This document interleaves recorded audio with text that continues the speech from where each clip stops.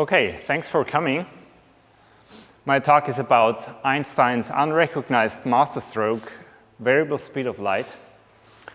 I'm glad to be here at the history section because in general, I think that history could be very important for physics. And indeed, I would appreciate if the current standard models of physics, which are so focused on the present, if they would learn a little bit more from the errors history has documented, maybe that would help them. But this is a little bit another issue. I'm also glad to be here because I think you historians understand a little bit better that the development of science is often a retrospectively constructed narrative that focuses on the outcome. Okay? But if you go to the details of history, things often become very different and sometimes much more interesting. And this is what I'm going to talk about. I think a particularly striking example where history focuses on the outcome is the history of general relativity, because we all know the final form of general relativity published in November 1915, brilliantly expressed geometric formulation of gravity. And but think about, this was a struggle of Einstein that lasted for about 10 years, and look what he said about this kind of surge in the dark with its tense desire lasting for years, full of foreboding, with its exhausting change from aspiration to frustration and its final breakthrough to lucidity. All this you know only when you if you experienced it. So I think the story is very interesting, and maybe Einstein himself fell a little bit victim to focus on the final form, because I believe there is something very interesting a couple of years before.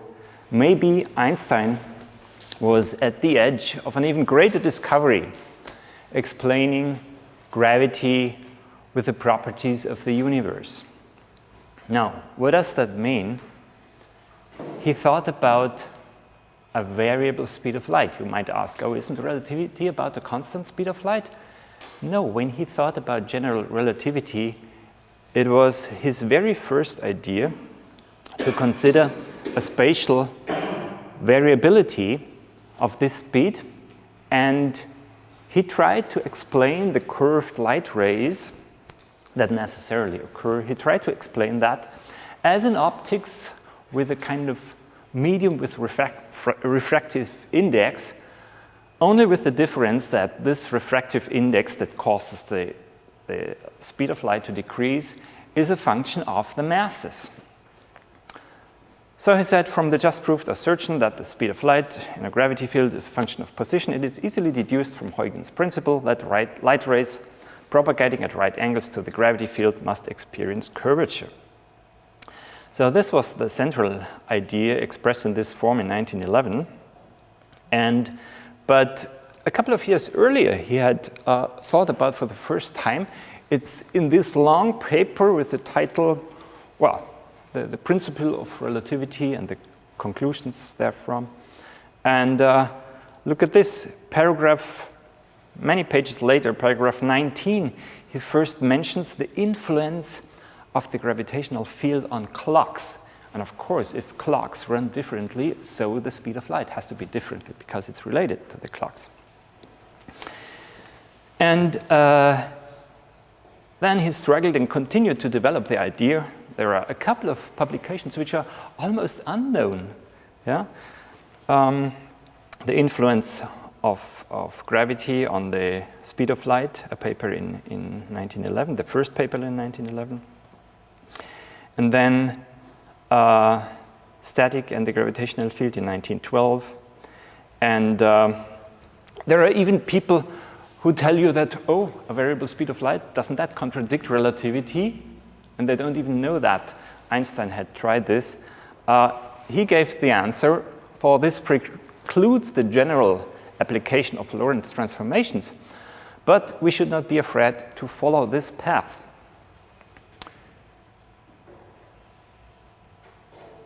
And look at this, he also considered a differential form of this theory of a variable speed of light with a Laplacian operator, which is, as you might know, the Laplacian or the Einstein tensor is something very similar to the Laplacian operator if you consider a covariant derivative instead of the usual derivative. So I think he was pretty close to general relativity with this approach. And I gave a more technical talk on Monday, so I will not extensively talk about these forms. I think there is another very interesting form of differential equation we could consider. But today I'd like to talk about the history. And then he deduced that the principle of constancy of the speed of light can be valid only for region of constant gravitational potential. That means he linked the gravitational potential to the speed of light. That's the central idea. We will come back, but just as a little remark, this is also in my other talk, but until here there is no discussion because it's really an equivalent formulation of general relativity. Either you talk about a curved space and the shortest path in this curved space, or you talk about a flat space with the fastest path. Yeah? It depends on how you define your metric, how you define your connections. And so it might be formulated equivalently.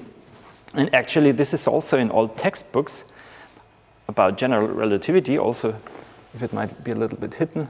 There is a couple of nice quotes that demonstrate that indeed it's an equivalent formulation, but it's not considered as fundamental as the usual one. There's a nice paper I forgot to mention this, a nice paper by Belgian physicist Brockhaert who demonstrated also the equivalence.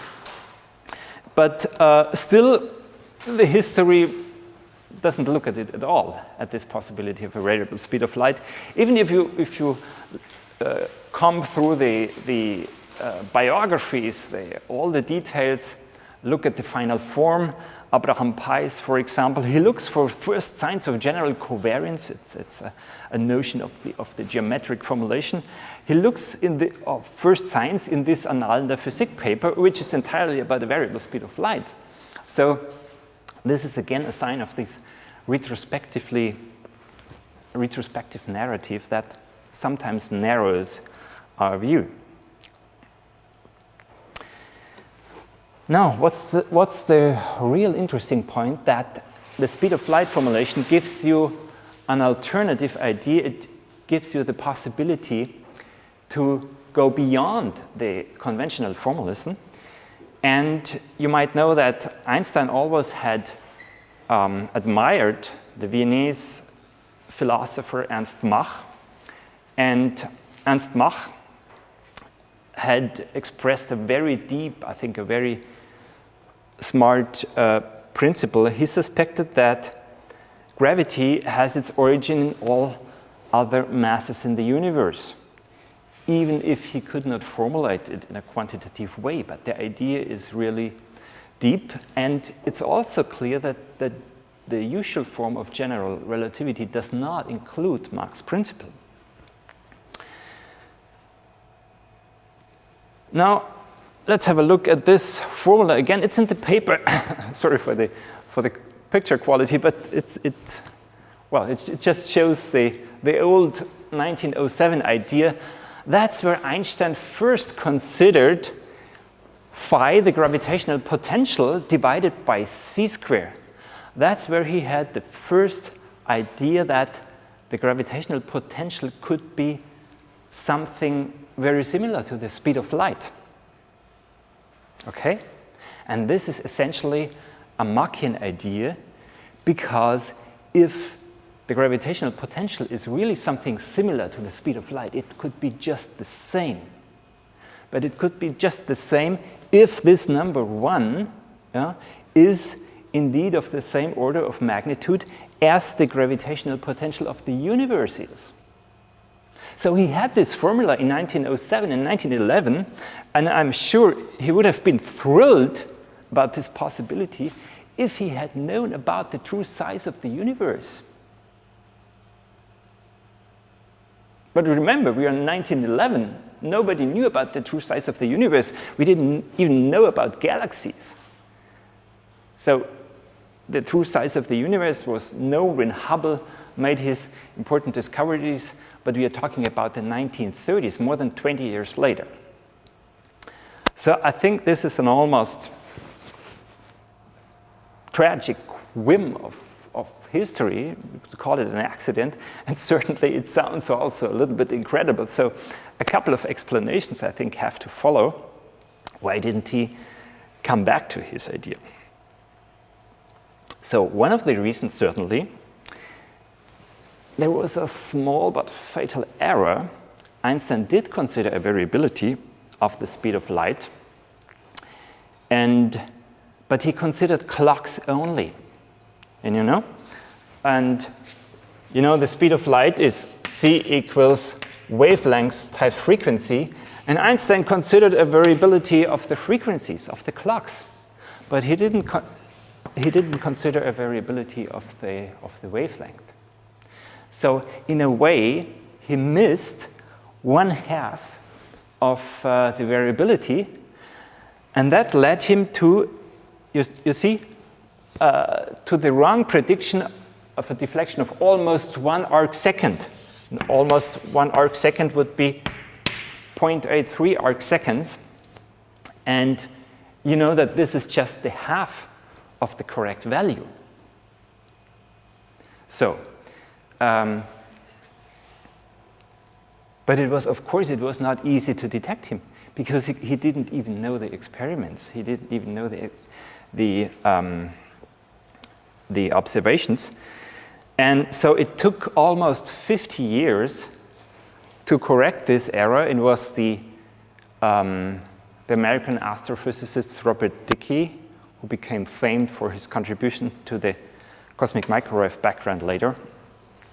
And he said, okay, to be in agreement with the observational tests of general relativity, which is gravitational redshift, light deflection, Shapiro time delay, and perihelion advance of Mercury, to be in agreement with this, there has to be an index of refraction. That means the relation of the two light velocities, which is 1 + 2 times the gravitational potential divided by c².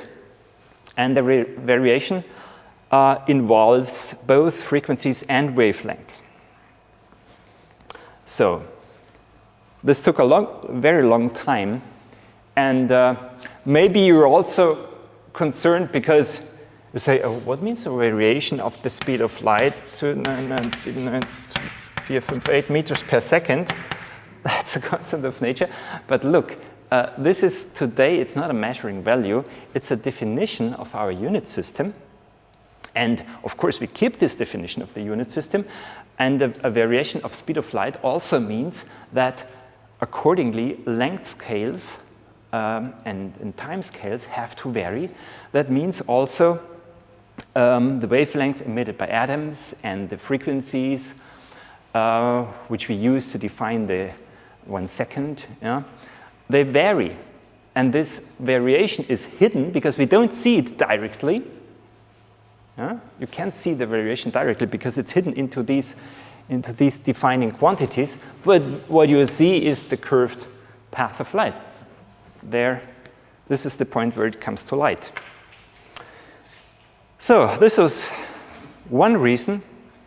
And another whim of history, I think, it's Einstein after having completed the speed of light paper in Prague in 1911 and 1912, he still worked on the speed of light, on the variable speed of light. He came back to Zurich and worked with Marcel Grossmann.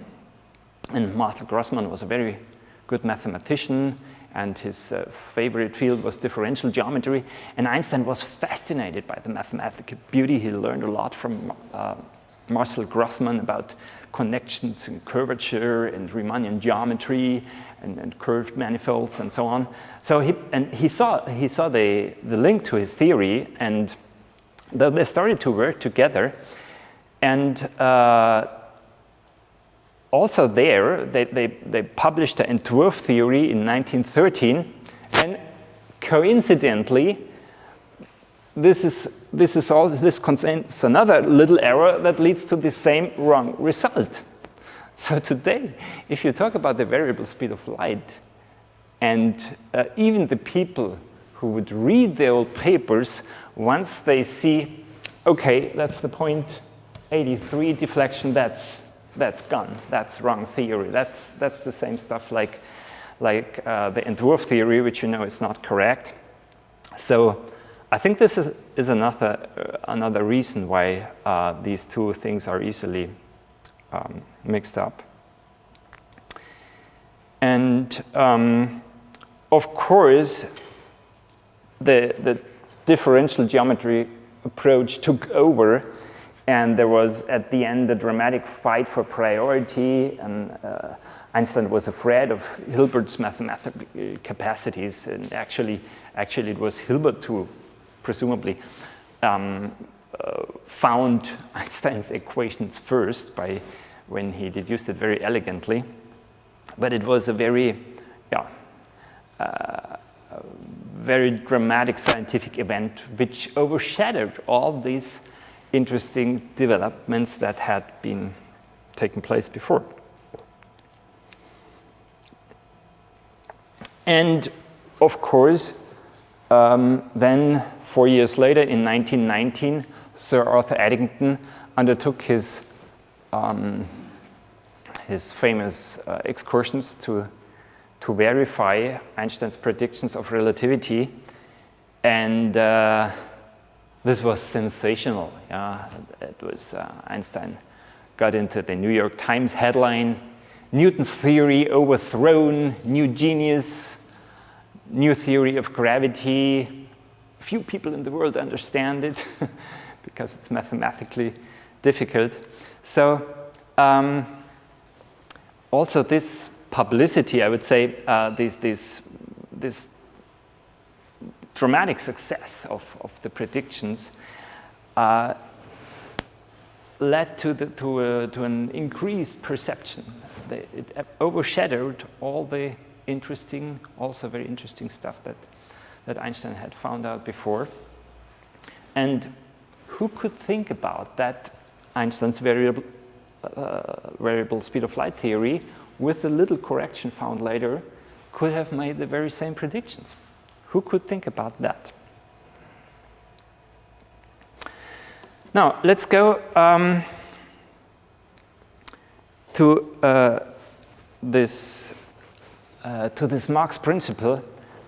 As I said, Einstein couldn't know about the size of the universe, but other researchers, they knew about after 1930. And Dicke's first great achievement was to correct Einstein here, but his second great achievement was to realize that this opens the way for a really Machian theory of gravity. And in this theory, you could quantify Mach's idea of all masses in the universe being responsible for gravity, because you express the gravitational constant by a sum of, well, it's actually the gravitational potential of all masses divided by c squared. That would be a truly revolutionary idea, because at the end it eliminates one fundamental constant of nature, and would take us to another level of understanding of gravity. By the way, I think all the real revolutions in science, they have simplified the laws of physics in the sense that they eliminated constants of nature. Why is electrodynamics a big discovery? Because you have epsilon 0 mu squared is 1 over z squared. Because you have this formula that reduces the number of fundamental constants. And it would be an equally revolutionary idea if this calculation of Newton's constant holds true. So Denis Sharma has an important contribution, and but first of all, it was sorry, that's a little bit slow here. First of all, it was Robert Dicke who discovered this, and he said, okay, it might be that 1 is actually the sum over all gravitational potentials of the universe. It's a merit of Robert Dicke. And there is another utterly interesting relation to Dirac's large numbers, because it's a little time to show all this here, but Dirac's large numbers are related to this Machian idea of the gravitational constants. You might know that the electric force is just 10 to the 40th times stronger than the gravitational force, and at the same time the radius of the universe is 10 to the 40 powers of magnitude greater than the radius of the proton. And Dirac said this is a remarkable coincidence, and actually these two discoveries of Dirac, they contain this formula. So there is a very, very close connection between what I consider the best idea of Paul Dirac and the best idea of, maybe the best idea of Albert Einstein. And here's again Dirac's large number hypothesis. Yeah, also the masses, it's even more remarkable because the masses of the universe and the masses of the elementary particles are related in an intriguing way. So it's a very interesting, unexplained phenomenon. But Einstein and Dirac, they never talked together. And that would be a question to you historians. Can anyone find out this? I looked up what Einstein in later letters said about Eddington and Dirac, but I found no sign that these two brilliant minds communicated about such an important issue. And of course, another aspect is, you might ask, when the true size of the universe was then discovered, why didn't Einstein come back to his old idea? And actually, he even visited Edwin Hubble in Pasadena in 1931. And there is a paper about cosmology. He wrote about cosmology at that time, but it's so to speak, an entirely different point of view. He discusses if there is a static universe, and the discussion was if the universe was static or if it was expanding, and how to relate that. And then he tried to introduce the cosmological constants. So I think they didn't talk about this intriguing coincidence, which is included in the formula before. And why? I don't know. I just can realize that Einstein was very busy. Obviously, he worked on his unified field theory very hardly. He had this conflict with the founding fathers of quantum mechanics, with the famous objections, God does not play dice, and he was very busy with that. And he was also maybe very concerned and at the time very busy when he wrote his letter to President Roosevelt, which was the start of the Manhattan Project, the atomic bomb. And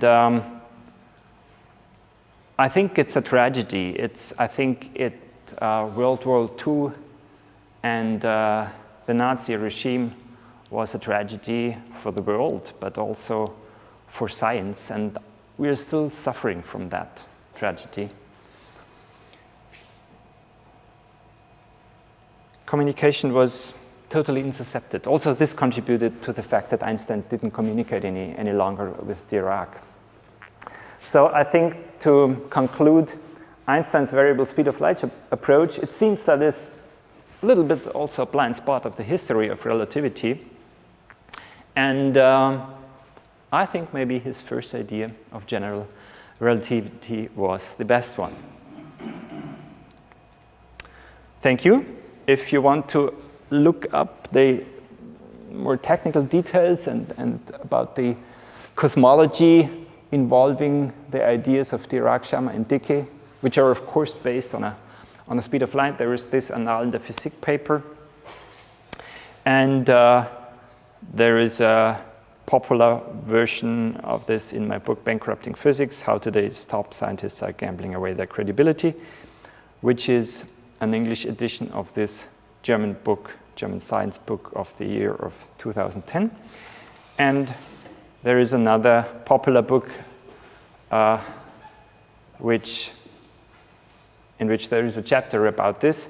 So it's not only criticism, it's also, I think, something interesting and improperly forgotten. I think we should not forget this very important idea. Thank you.